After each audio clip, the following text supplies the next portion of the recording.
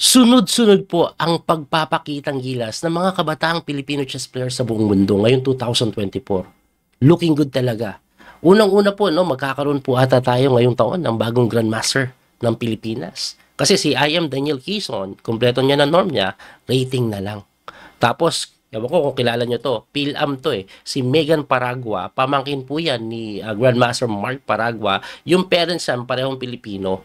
Kaya lang, sa Amerika nakatira, champion yung World Under 12 sa Women's Division. Babae po siya na Under 12, PD Master na agad.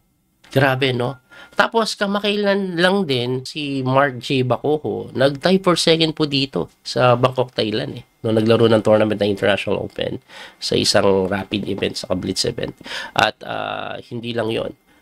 Recently din, si FM Arca, nakakuha po siya ng kanyang international norm.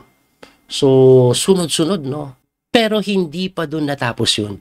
Kasi, eto, bago lang, fresh na fresh po. Sinend po sa akin yung game ng kanyang coach. Ito po yung laban ni CM Ivan Ku Travis kay IM Pirmansyah Parid. Naglaro po si Ivan Ku sa Vietnam, isa pong close tournament, international event po ito na kung saan may chance makakuha ng norm. At ano bang nangyari? Tingnan po muna natin laro. Papakita ko yung bangis ng laro na to. Puti po dito si Pirman. Ang tinira niya po C4. Si Ivan Ku naman knight F6. Pagka knight F3, C5.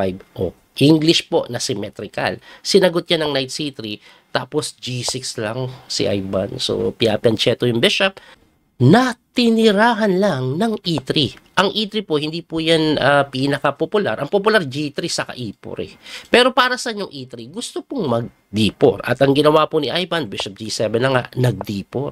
Kinapture po yan, binawi ng pawn, and then nag-D5 lang. So, ang naging setup po nila, para pong yung rete na may G3. Nagkapalit lang ng kulay. Naging puti yung black. Anyway, Bishop G5 ang tinira. Common na ginagawa yan para po ayan, pag nawala yan, may capture doon. Pero, tinirahan lang ng Bishop E6. Ayun. Para depensahan yung D5. You take my knight, at least depensado yung D5 na sinagot ng Queen B3. Yan, mainline pala yan. At pagka Queen B3, eto na po. Tingnan nyo po yung oras nila. Ang time control po dito, 1 hour and 30 minutes per player with 30 seconds increment. At mataas pa oras nila. Si Ivan medyo behind ng konti, pero mas naubos pa yung oras niya dito eh. Kasi nag-decide po siyang kainin yung C4 na mainline naman, pero mukhang kinakapa na lang ni Ivan, no? Kinakapa na lang ni Ivan. Ngayon, mapapaisip ka, bakit niya kinapture yan? Libre yung B7. Anong mangyayari? Pag nag-Queen takes B7 po kasi, titirahan ka lang simple, knight BD7. Anong reason? Okay, nakain mo yung pawn ko, pero hindi mo to basta-basta mabawi. May paparating kasing Rook B8. Example, itry nating isave ito. Tulakan natin. Rook B8. Saan pupunta yung Reyna? Siguro kainin mo na lang. Pag kinapture mo, libre naman yung D5, knight takes D5. So, hindi pa rin ito mabawi basta-basta kasi lagi may capture na ganoon, may kain din doon, and hindi madali ito para po sa side ng white. Kaya ibalik natin, of course, hindi po kinapture yung B7. Ang tinikman dyan yung C4. Pagkakain sa C4, binawi ng bishop, queen takes C4, tapos castling, at least safe na po yung black king na sinagot ng medyo surprising. Pero annoying. Surprising na annoying no? Kasi ang tira is usually castling muna eh. Pero ang ginawa po, Queen B3 ayan medyo nakakasupresa yan. Kasi bakit inuna mo yung Queen move? Pwede naman mag-casting na. Kasi ito, medyo annoying po kasi yung threat sa B7. Ngayon, yung mga depensa, example, Queen B6, kakainin mo yan, masisira po structure. Pag nag-Queen C7 ka naman, baka may mga Rook C1 later on, may tempo. Pag tinulak mo naman yan, nagkakaroon ng weakness yung mga light square. No? Kaya nga po hindi basta-basta madaling depensa, nakakairita din po yung tirang Queen B3 na hindi pinansin ni Ivan Ku. Kasi ang ginawa niya, okay, sa'yo na yan, knight C6 development lang. At yan po ay number 1 engine move. Ibig sabihin, pag kinapture yan, may bawi po dun. Tapos uncastled pa rin siya. Hindi naman pwedeng tikman yan dahil may mga ganun. Tapos later on, Rook B8 may bawi doon. Yun po ang nangyayari. Kaya ang ginawa, D5 para hindi makapture. Atakado pa yung kabayo. At pagka D5, knight A5 lang. So, kumounter sa reyna while defending B7 na napatakbo po yan sa D1. Bakit po sa D1? Para depensahan ito kasi kakainin. Kakainin, kuwari kung sito ka, knight takes lang. Anyway, pagka Queen D1, tumira po ng knight lang po sa C4. Ito pong si Ivan para po atakihin yung B2 na dinipensahan ng Queen B3. Depensa lang, may atake pa sa kabayo. Kung sakaling bumalik ka, babalik din, pwede na tabla. Diba? Yun ba yung naisip ni Ivan dito? Babalik-balik lang siya. Tingnan nyo po yung ginawa. Kasi, to be honest, no, tingnan nyo yung rating difference. Si Ivan ko 2200, yung kalaban niya almost 24. So, parang yung tabla, not bad. Pero eto po ang ginawa niya. Tingnan nyo mabuti, masusupresa kayo. Kasi instead na bumalik yung kabayo, knight takes B2, sinacrifice pa nga. Hanep na yan. At yan ay number 1 engine move. Lamang na daw po ang itim. Tataka kayo, bakit lamang yan? Hindi ba libre yan? Ayan. Capture natin. Hindi po yan yung tinira, pero ipapakita ko lang ano mangyayari. Knight takes D5. Nakapin, nakatutok, ayan. Ang siguro sasabihin nyo, so what? Pwede naman depensahan lang yan. Like, ayan, bishop dito. One piece up. Depensahan natin. Tapos casting tayo next move. Rook C8 lang. Depensahan pa natin. Rook C1. Oh, di ba? Then castling next move. One piece up. Hindi. May tira pala dyan. Ito matindi oh. Knight takes C3 lang. Pagka takes mo ng bishop, titirahan ka lang ng bishop takes C3. Pagka rook takes mo, anong gagawin after Queen A5? Tapos ang labada. Grabe, kalalim nun, no? Hanggang dyan, nakita yan ni Ivan. Nakita yan ni Ivan. Kaya sinacrifice po, balik na natin doon.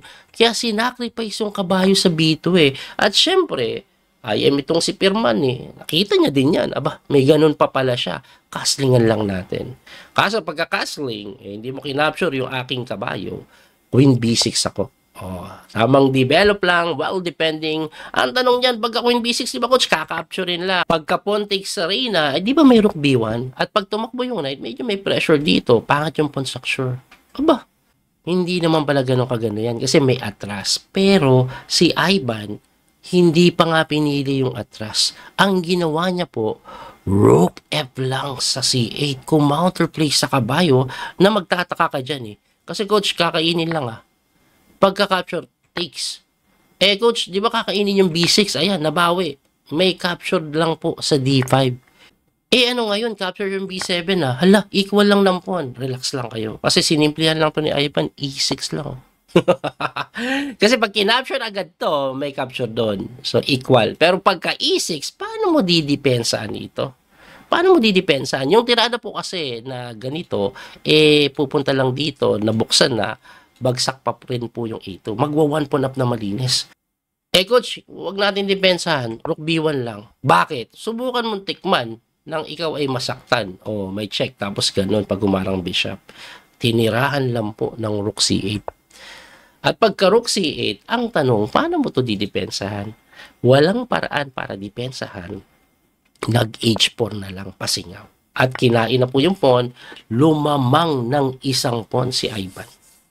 So, malinis na one pawn na po yan, ang tinira, Rook D7. Para saan? Dodoble po. Na sinagot lang ng H6. Layas ka, bishop. Tumakbo po yan sa D2. Tapos, Knight F6, inataking tore. Tumakbo po yan sa E7. Tapos, Bishop F8, ayaw lubayan yung tore. Tumakbo po yan sa B7. Napabalik na lang eh. And then, nag-Rook C2, siya naman. Inunahan niya na po sa 7th rank or 2nd rank yan Inunahan kasi napakalakas po ng tore pag napunta yan. Anyway, nag-Bishop E3 po yan. Umiwas, depensado din yung F2, Knight G4. Saan ka pupunta? Kakainin yan Tapos yari ka sa ganon. Kaya napatakbo po yan ng Bishop D4. Pagka Bishop D4, Bishop G7 lang yung ginawa Talagang tinatanggal niya yung Bishop So, ang ginawa naman po dito ng White, medyo nahirapan ng dumipensa. nag-rook A7. So, ang gusto niyang mangyari dito, mapalit yung isang tore, mag-endgame tayo, mukhang makakatabla pa kasi same side yung pawn eh. Pero, kinapture pa rin ni Ivan yung D4. Tapos, binawi po yan ng kabayo. Pagkabawi ng kabayo, sinimplihan lang ni Ivan, no? Rook B2. Grabe rook B2 na yan. Napakasimple. Bakit? Anong nangyayari? Hindi mo po pwedeng tikman yan, mate. E di eto kainin natin, mate pa rin sa ilalim. So, ang tanong, saan pupunta to? Saan pupunta? Saan pupunta? Diba? Walang mapuntahan. Ang ginawa na lang po niyan, rook F1. Oh, pagka rook F1, nag-rook takes F2 lang. Oh, okay? Then, nakain pa rin yung pawn 2 pawns up and this is already completely winning na. So, tumira po yan ng rook takes F2 na binawi ng tore. Tapos, ito po, rook A8. Umangat po yan sa king H7 na sinundan po ng wala nang magawang tira. Knight takes E6. Ibalik lang natin. Bakit ba ginanon? Kasi po, ang sunod po na threat dito ni Ivan, rook dito eh. Tapos gaganon, mate. Yan ang sunod na tira. Ang tanong, paano mo didepensahan yan? Actually, walang way na depensahan yan at ito po'y completely winning sa side ng black. Kaya ang ginawa po, knight takes E6. Ngayon, ang tanong dyan, para saan yung knight takes E6? Libre yan ah. Ba, eto tingnan nyo mabuti. Pag kinapture mo yan, titirahan ka ng rook A7 muna check para bumaba yung king. Tapos pagkababa ng king, rook A4. Atakado yung kabayo. Pag gumalaw, bagsak to. May drawing chances pa. Kasi ang magiging ending yan, igagalaw mo to, malilibre yung kabayo. One pawn up ka, pero same side. Grabe tricks, no? Ibalik natin doon. Nakita yun ni Ivan. Alam mo, nagpapatiwakal lang eh, no? Pero nanggugulo pa rin, I am talaga. Kaya ganyan ang kalakas. Ang tinira lang ni Ivan dito, rook D2. Oh, wag kang magulo. Nasinagot ng rook D8. Oh, mamatiin mo ako, depensahan ko. Na tinirahan lang ng rook A2. At pagka rook A2, wala na. Atakado to. Mamatiin ka sa ilalim. Porsado ka, chumek. Knight F8. Tumakbo po yan, king G7, and then nagpasingaw G3. Kaso, kung titingnan nyo ito, tingnan nyo po yung kabayo, trap na walang mapuntahan. Tapos, one pawn down pa rin, at yung mga pawn ito, weak po yan eh, medyo pwedeng atakihin. Ang ginawa po actually dito ni Ivan, nag-knight po muna dyan. Bakit? Kinukulong yung kabayo, in case na pumunta dito, ipipin ka. Kaya po nag-king F1. Pagka king F1, H5 lang. Tumira po ng king G1, walang matira eh. Walang matira. Hindi po makaalis yung yung kabayo na yan basta-basta. So, ang ginawa na po dito ni Ivan, nag-rook A3 na hitting the pawn na tinirahan ng king move na sinagot ng knight G4, tumakbo po sa G2, knight E3 check, tumakbo sa F2, and after knight F5, natapos na yung laban. Bakit po? Sige, tumakas ka na kabayo. Pero paano mo didepensahan yung G3? Kasi pagkwari, tumakas ka. Kainin lang po yung G3. Rook takes or whatever you used to take, pwede. Tapos babalik lang po yan. Lalapnusin pa yung isang pawn. 3 pawns up, that will be a very easy win na for the side of Ivan. At dahil doon, tinalo ni Ivan si Pirman na top seed po sa torneo. Ipakita ko po yung pinaka-standing ha. Ito po nangyari, pinaka-standing. Ito po yung pinaka-final standing ng tournament. Ang nag-champion pa rin si Pirman na tinalo ni Ivan. Kay Ivan lang po siya natalo. Tapos solo second si Ivan. No? Ang kalungkutan lang ng konti, ito po, pakita ko po yung pinaka-kabuang performance ni Ivan ha. Ayan. Natalo po kasi si Ivan last round kay FM Chuhan. At ang nakataya po sa game na yon is IM Norm. Kung nanalo po siya doon, makukuha niya yung kanyang first IM Norm eh. Kaso natalo, pero okay pa rin. Bakit? Tingnan niyo po yung kanyang rating gain niya. Nakagain po siya ng 44 rating points. Which is more than enough para maging official rating niya is 2300. Ano ibig sabihin noon? Siya na po ay ganap na FIDE Master. Grabe ha. Matindi yung ginawa ni Ivan ha. Kasi karamihan po ng mga batang player ngayon nagiging FIDE Master by winning age group event eh. Pero si Ivan, kinuha niya not by winning age group event but by rating. Yun yung pinakamahirap eh. Yung FIDE title ko po kinuha ko din by rating eh. more than 2,300 ako. Actually, 2,400 ako. Saka binigay sa akin yung PD Master title. Yung mga bata po kasi ngayon, kahit ang rating nila 2,100, nakukuha po nila yung title basta nakuha nila sa FIDE event na age group. So, eto, mahirap yung ginawa ni Ivan pero congratulations. Ang ganda ng performance. Talagang excited ako para sa Philippine Chess, no? Ang daming bata nagsusulputan na magagaling. So, tingnan po natin kung ano mangyayari sa kanya in the future at iba pa pong mga young players natin na naglalaro. Once may game silang sinend sa akin na tingin ko naman worth it gawa ng video, gagawa natin. Anyway, special thanks po sa coach niya, si I am Jem Garcia. Salamat, Brad, sa pag-send ng game. At dahil doon, nagawa natin ng video. Muli ito po yung coach, PD Master Daniel Kauso. Hanggang sa muling pagkikita po. God bless. Don't forget to like and share. Maraming pong salamat. Thank you.